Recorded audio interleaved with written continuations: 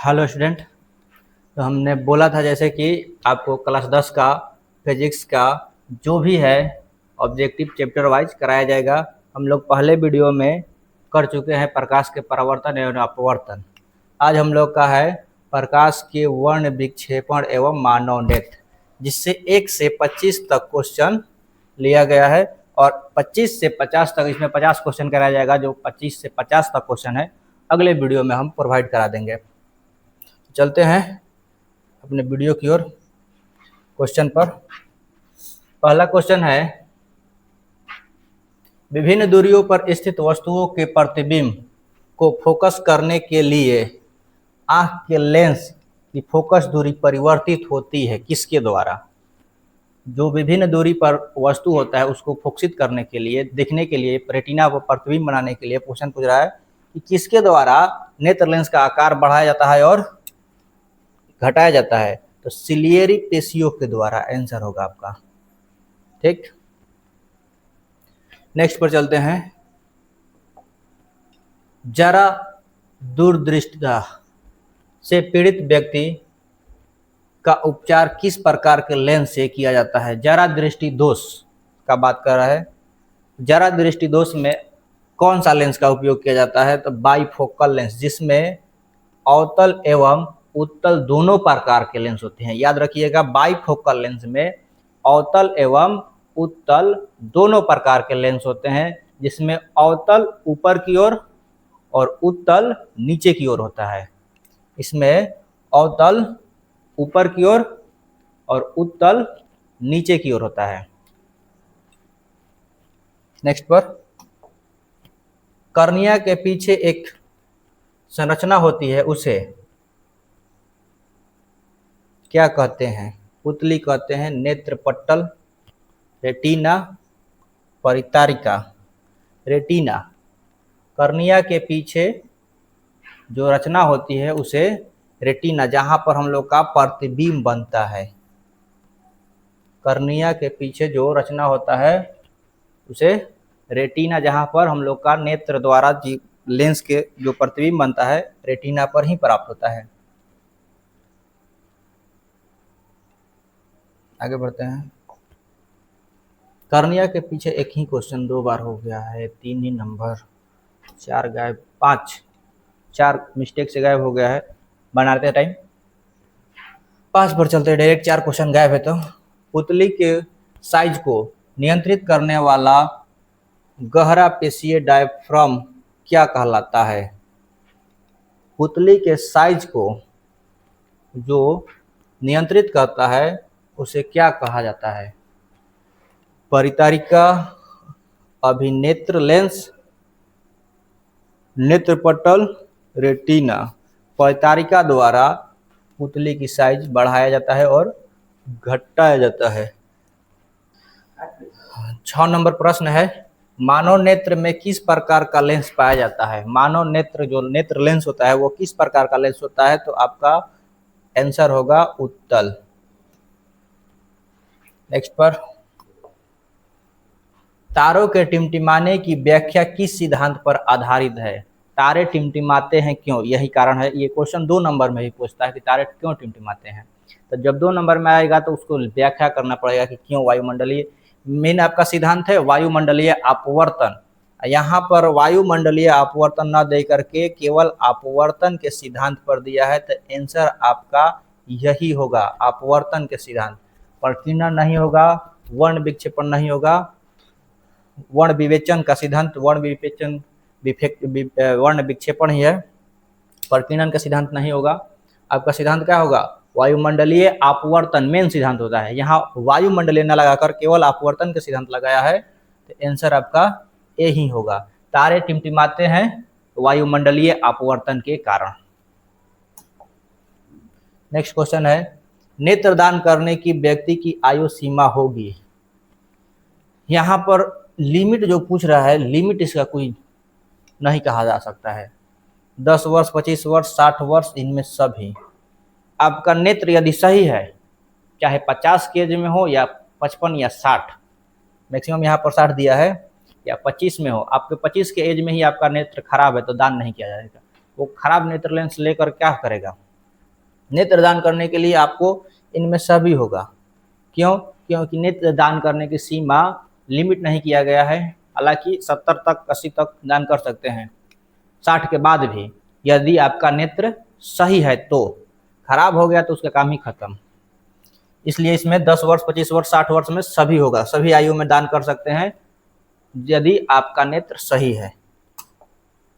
नेत्र लेंस की फोकस दूरी अधिक हो जाने से कौन सा दृष्टि दोष उत्पन्न होता है? 9 नंबर क्वेश्चन है।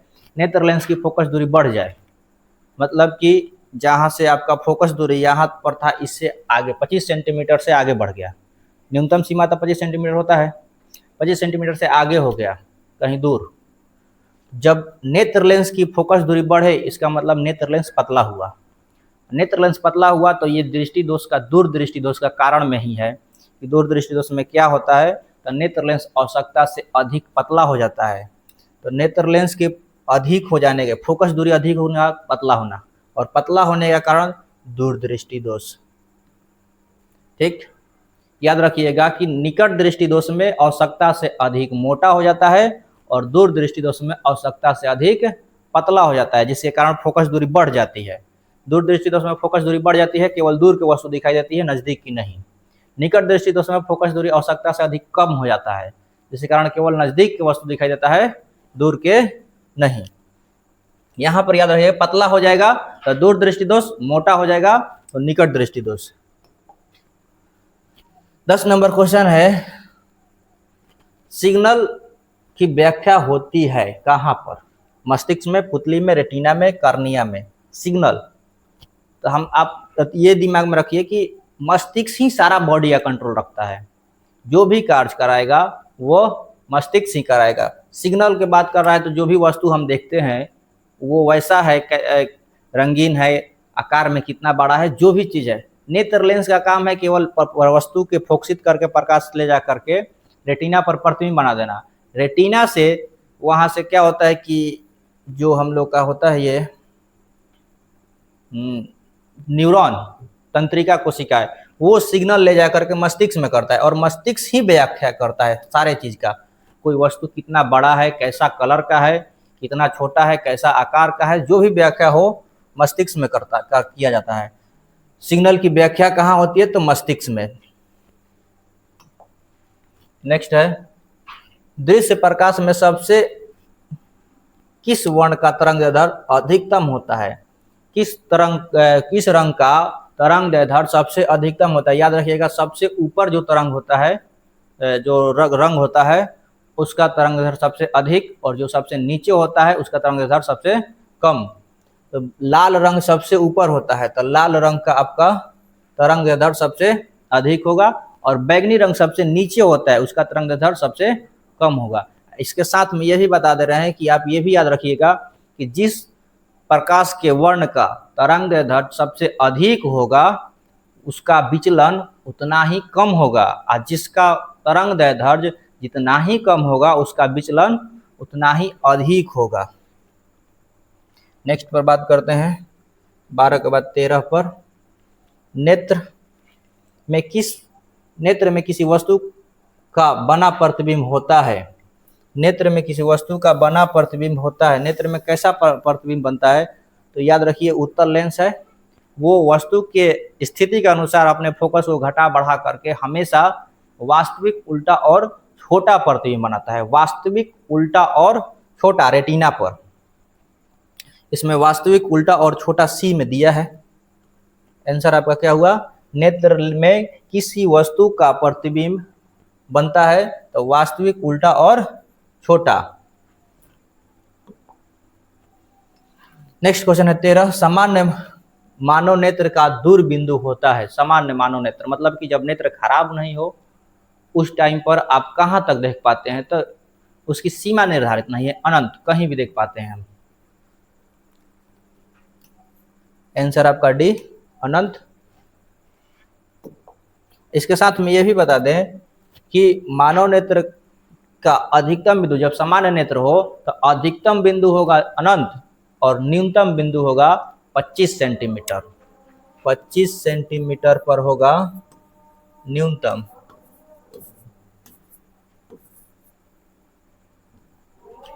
सॉरी,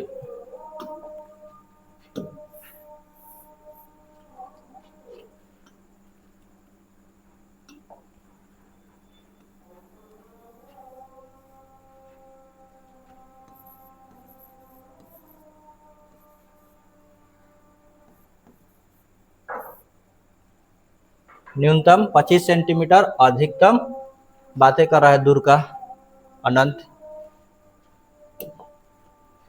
आगे बढ़ते हैं 14 पर। निम्न में से किस दृष्टि दोष में नेत्र का क्रिस्टलीय लेंस धुंधला अपारदर्शी हो जाता है? किस दोष में नेत्र का क्रिस्टलीय लेंस, जो क्रिस्टलीय लेंस का रहा है मतलब कि जो हम लोग का उत्तल लेंस पहले ही से प्रकृति द्वारा दिया गया है नेत्र में, वो धुंधला किस दोष में होता है? तो मोतियाबिंद नामक रोग सुने होंगे। मोतियाबिंद में क्या होता है कि हम लोग के नेत्र लेंस पर एक सफेद झिल्ली बैठ जाती है, परत। तो मोतियाबिंद में क्या हो जाता है कि नेत्र लेंस जो होता है अपारदर्शी हो जाता है, वहां पर एक सफेद झिल्ली पड़ जाती है जो वस्तु के प्रकाश किरण को रेटिना तक नेत्र लेंस होकर जाने ही नहीं देता है, और न जाने देने के कारण रेटिना पर प्रतिबिंब नहीं बनता है और कोई भी वस्तु को मोतियाबिंद हो जाने के बाद नहीं देख पाते हैं। क्लियर है कि किस दृष्टि दोष में धुंधला या अपारदर्शी परत चढ़ता है? तो मोतियाबिंद में याद रखिएगा, मोतियाबिंद में एक अपारदर्शी परत का निर्माण हो जाता है, लेंसे पर बढ़ जाता है, धीरे धीरे वो बड़ा होता जाता है। यदि उसका इलाज नहीं किया जाए तो धीरे धीरे वो बड़ा होता जाता है। शुरू में छोटा बिंदु मात्र होता है, उसके बाद बड़ा होता चल जाता है। 15 पर आ गए हैं, 14 के बाद 15। एक साधारण प्रिज्म में कितने सतहों से घिरा होता है? प्रिज्म में आप लोग देखे हैं तो ठीक, नहीं देखे हैं तो याद रखिएगा कि त्रिभुज के आकार का होता है, इसको लंबा इसे घींच दिया जाता है। तो त्रिभुज में 3 गो सतह तय हो ये गया, और एक इस पार्टी और इस पार्टी, सामने और एक पीछे होता है। 3 गो ऐसे और 2 गो ऐसे, कुल मिलाकर के प्रिज्म में 5 सतह होती है। ठीक, 16 पर चलते हैं।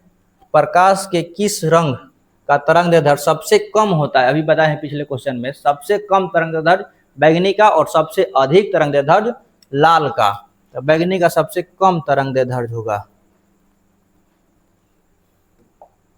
17, आकाश का रंग नीला प्रतीत होता है किस घटना के कारण? या जो भी बात करें, किस घटना हो या किस प्रक्रिया कारण या किसके द्वारा। तो आकाश का रंग नीला प्रतीत होने का कारण, मेन कारण है प्रकाश के प्रकीर्णन। जब सुबह प्रकाश आती है तो जिस प्रकाश का सबसे कम तरंगदैर्ध्य है वो वायुमंडल में ही प्रकीर्णित हो जाती है, और प्रकीर्णित होने के कारण एक आकाश में लेयर टाइप का बना देता है सब, मतलब कि वो छितरा जाता है। प्रकीर्णन वही घटना है कि प्रकाश किरण को कण ऑब्जर्व करता है और कुछ मात्रा में ऑब्जर्व करके बाकी सबको वितरित कर देता है। तो प्रकीर्णन में क्या होता है कि सारे कलर वितरित हो जाते हैं, और जिसका कम तरंगदैर्ध्य वही आकाश में छितरा जाता है, और जिसका तरंगदैर्ध्य अधिक होता है वो तेज मार्ग से अपने गति के कारण पृथ्वी की सतह तक पहुंच पाती है। आकाश का रंग नीला प्रतीत होने का कारण है प्रकाश का प्रकीर्णन।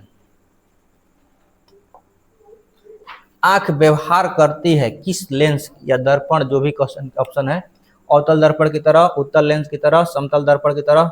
तो आंख में तो होता है लेंस, अभी बताया है कि आंख में उत्तल लेंस ही होता है। आंसर होगा आपका उत्तल लेंस। आंख व्यवहार करती है तो उत्तल लेंस की तरह।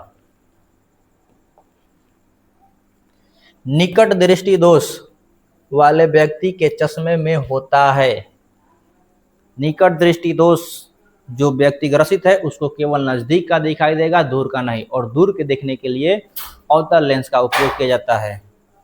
तो निकट दृष्टि दोष वाले व्यक्ति के चश्मे में अवतल लेंस लगेगा।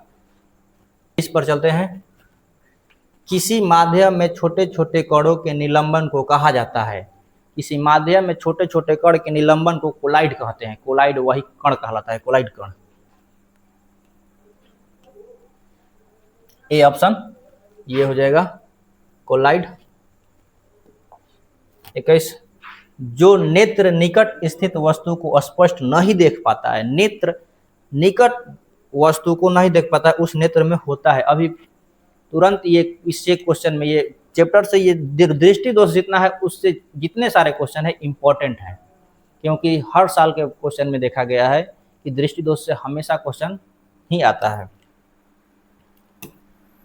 उसके बाद चलते हैं, जो कह रहा है कि नेत्र निकट स्थित वस्तु को स्पष्ट नहीं देख पाता है। निकट नहीं देखेगा इसका मतलब कि दूर का देख रहा है। दूर दृष्टि दोष में दूर का देखा जाता है, निकट का नहीं देखा जाता है। तो इसमें दोष कौन सा हो गया? दूर। दूर दृष्टि दोष में नजदीक की वस्तु नहीं दिखाई देती है और दूर की वस्तु दिखाई जाती है। क्वेश्चन कह रहा है कि स्पष्ट नहीं देख पाता है कब? निकट के वस्तु को। निकट के वस्तु को नहीं देखेगा इसका मतलब कि उसमें दूर दृष्टि दोष है। 22 पे चलते हैं।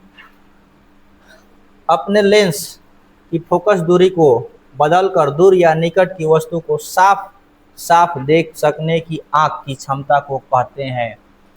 नेत्र लेंस की फोकस दूरी को बढ़ा या घटाकर वस्तु को स्पष्ट देखने की क्षमता समंजन क्षमता कहलाता है। वही क्वेश्चन कर रहा है, थोड़ा क्वेश्चन पूछने का तरीका अलग है कि नेत्र जो है फोकस दूरी को बदलकर निकट की वस्तु या दूर की वस्तु को साफ साफ देखने सकने की आंख की क्षमता कहलाता है, तो समंजन क्षमता।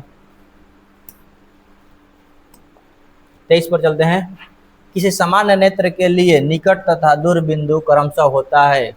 अभी पिछले क्वेश्चन में बताया है कि निकट और दूर सामान्य नेत्र है, मतलब कि आपका नेत्र खराब नहीं हुआ है, तो निकट बिंदु 25 सेंटीमीटर और दूर बिंदु अनंत होता है। ऑप्शन सी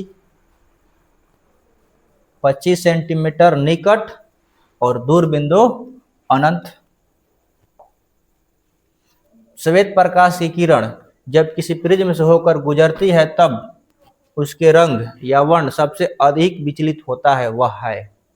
क्वेश्चन पूछ रहा है कि प्रिज्म से जब श्वेत प्रकाश गुजरता है तो उसका कौन सा रंग सबसे अधिक विचलित होता है। अभी हम बताए हैं पीछे कि जो किरण का तरंगदैर्ध्य सबसे कम होगा वो अधिक विचलित होगा, और जिसका तरंगदैर्ध्य सबसे अधिक होगा वह सबसे कम विचलित होगा। सबसे अधिक विचलित करने का बात कर रहा है, सबसे अधिक विचलित होता है तो बैगनी सबसे अधिक विचलित होता है, क्योंकि इसका तरंगदैर्ध्य सबसे कम होता है।